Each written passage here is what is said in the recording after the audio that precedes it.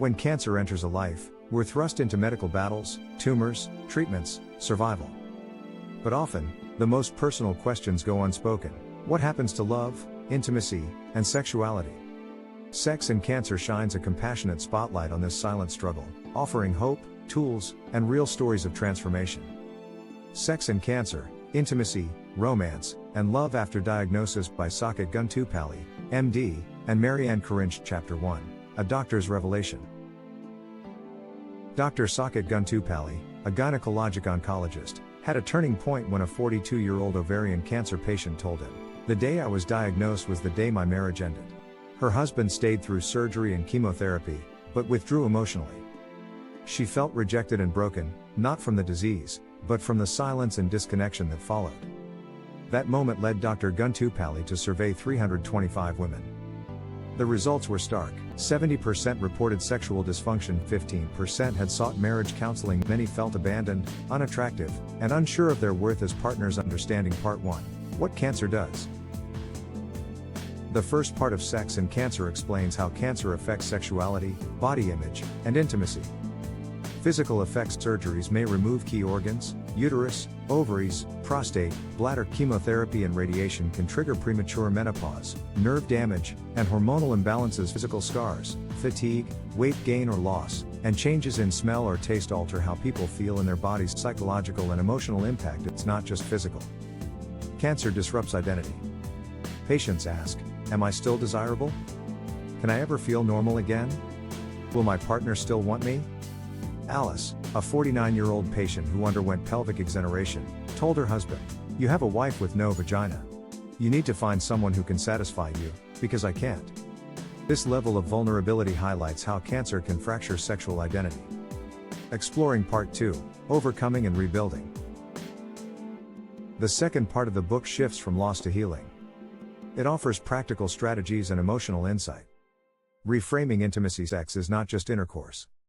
It's about connection, comfort, and closeness. Barbara, another survivor, relearned pleasure using body mapping techniques. She discovered that touch, massage, eye contact, and even deep conversation helped restore intimacy with her partner. Medical and physical aids: vaginal dilators to maintain elasticity, moisturizers and lubricants for dryness, hormonal creams to help with estrogen loss, pelvic floor physical therapy, medications like Viagra or injections for erectile dysfunction, counseling and communication. Most importantly, talk. Only about 14% of doctors proactively ask patients about sexual health after cancer. This silence creates shame. The book urges medical teams and couples alike to normalize these conversations. Real patient stories. Narrator. Throughout the book, the authors include powerful stories from real people. Ovarian cancer survivor: her cancer was gone, but her husband became distant. She felt unwanted. Therapy helped her express her needs, rebuild confidence, and ultimately form a deeper relationship with herself and, later, someone new. And Shelley's experience and underwent a radical surgery that removed her bladder, bowel, and vagina. She and her husband found intimacy again through creativity, non-penetrative touch, toys, emotional bonding. "Intimacy is about so much more than sex," she said. A male perspective: men are not left out. Tim Baker, a writer diagnosed with stage 4 prostate cancer, experienced erectile dysfunction and felt emotionally disconnected. His marriage collapsed, but through vulnerability, counseling, and meditation, he discovered new forms of sexual and emotional expression in a later relationship. Research and data from the book. The book blends stories with research to show the scale of the issue. 70% of women with gynecologic cancers report significant sexual dysfunction. 57% reported a decline in sexual activity after treatment. Younger patients and those who underwent chemotherapy were most affected. Men with testicular or prostate cancer often feel embarrassed or ashamed. Couples who communicate openly are far more likely to reconnect sexually. The data is clear. Intimacy matters deeply to cancer survivors. Yet, it's rarely discussed. Systemic issues and the role of medicine. Dr. Guntupalli argues that sexual health must become a standard part of cancer care. Doctors should initiate conversations early and often include partners in follow-up visits, refer patients to specialists in sexual health, pelvic therapy, or counseling. Hospitals need to build a system that sees survivors as whole people, not just patients. Creating a new normal.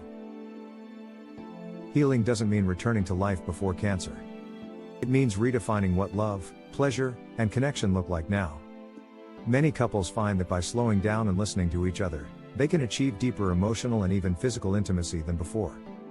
Some discover entirely new pathways to pleasure and trust. It's not about going back.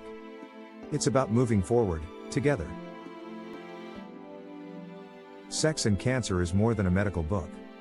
It's a guide to healing, reconnecting, and loving again, even in the face of profound change. If you or someone you love is facing these challenges, know that you are not alone. Speak up. Ask questions. Explore solutions. Rebuild, together. Intimacy is part of healing. Redefine connection. Reclaim love. Join our community as we dive into profound conversations and uncover the layers of existence we often overlook. Together, we can transform our understanding of ourselves and the world around us. Don't miss out on this journey. Be part of our Soul and Syntax family today. Subscribe now. Thank you for being part of our journey. Your engagement makes a difference. Together, let's embrace the richness of life and foster connections that uplift us all. Stay tuned for more explorations, and remember, every shared story has the power to inspire and heal. Until next time, keep seeking and growing.